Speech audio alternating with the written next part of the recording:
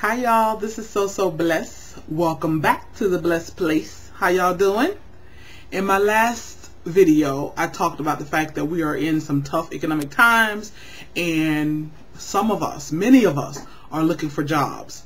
So I have some interview tips for you and ways not to sabotage your interview. Okay, let's get right to it. Tip number 1. Arrive to your interview at least 15 minutes early.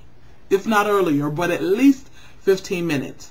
I'm telling you, don't just be on time, and most definitely don't be late. Because when you arrive to an interview just in the nick of time, or you arrive late in the interviewer's mind, you already setting precedent of what's to come. Number 2, give attention to detail in your appearance. Wet hair, that's a no.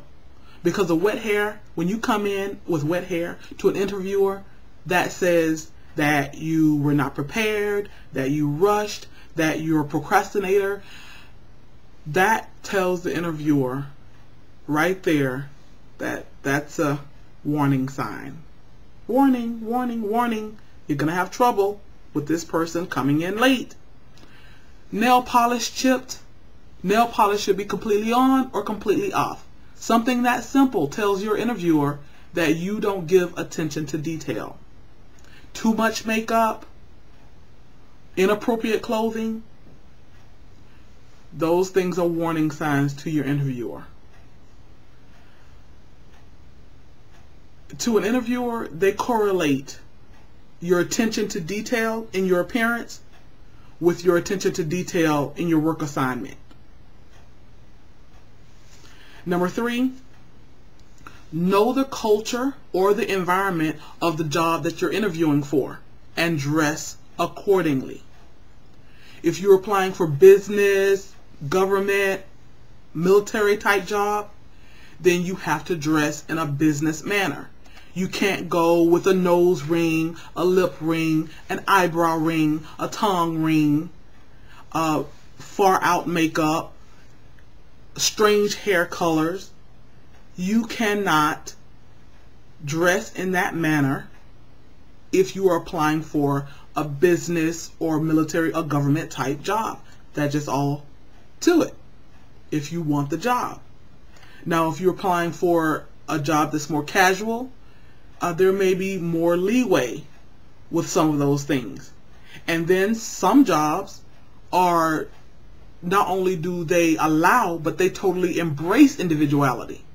So then you can come to an interview sporting your own individual style. So you have to know the culture of the job you're applying for and dress appropriately. Number 4, big one. Be able to articulate the answer to this question. Can you tell us something about yourself?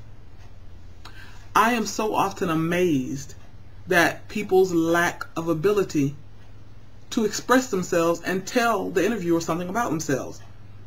We get answers like, well, I like hanging out with my friends, or, well, I don't really know what I can say about myself. I like to party. Warning, warning, warning. Don't hire this person because they're party animals. They're not going to be able to make it to work on time. They're going to be tired at work. They're not going to be able to give their optimal best. So, learn how to be able to articulate the answer to that. Tell us about yourself. You can talk about your family. You can talk about your likes and dislikes. You can talk about your hobbies.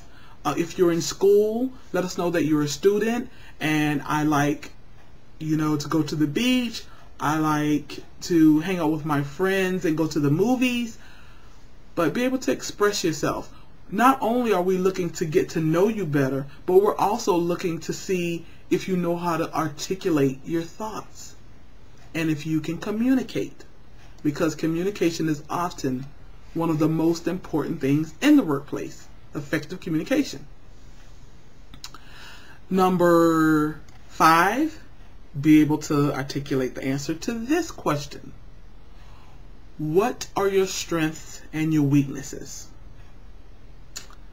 Again, amazed at people who have not identified what their strengths are or what their weaknesses are, and to be able to express that. We all have strengths. Now you have to be able to strike a balance in this, because you don't want your strengths to sound like you're bragging and boasting, and you don't want your weaknesses to interfere with the possibility of obtaining the job.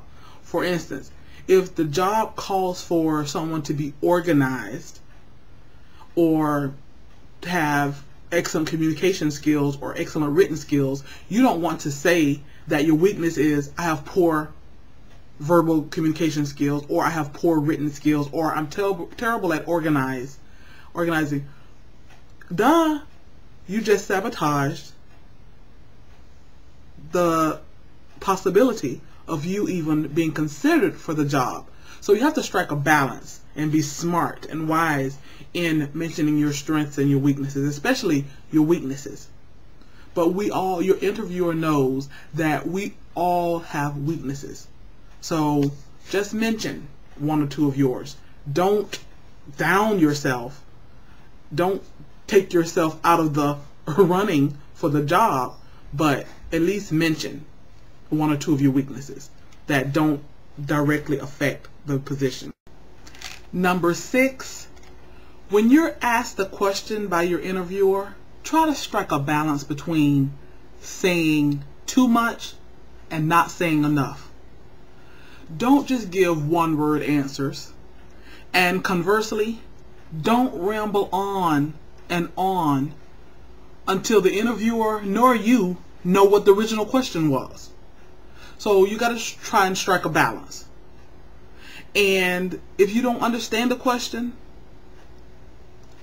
ask them to break it down to you.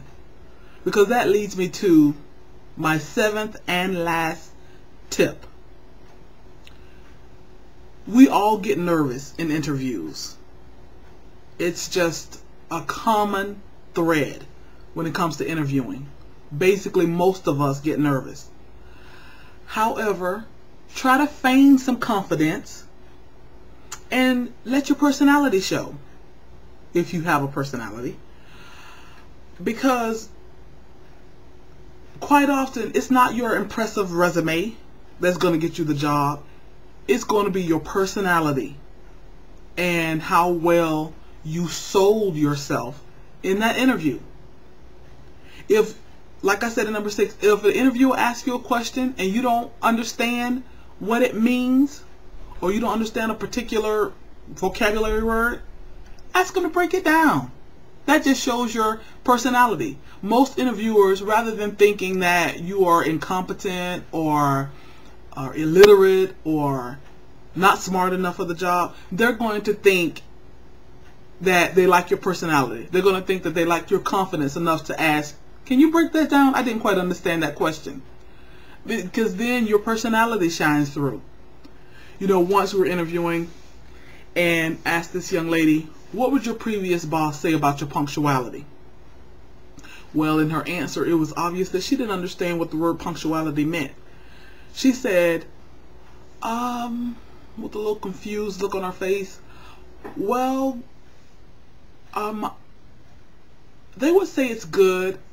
I never call in. I'm always at work. She didn't quite understand what punctuality meant. And basically, based on that and a few other things, we didn't pass her through the interview because we said she's going to be one who's going to go through training and not understand something and is not going to tell her trainee or her boss that she doesn't understand. She's going to pretend that she knows when she really doesn't. So see, interviewers interpret things like that into something totally different than what you realize. So let your personality show through. Like I said, it's not going to be your impressive resume. It's going to be your personality and how well you answer those questions and sold yourself in an interview. Okay, so I hope these interview questions or interview tips have been helpful. I know many of us, like I said, are out there looking for jobs. I wish you well. I wish you the best. And good luck. Y'all be blessed.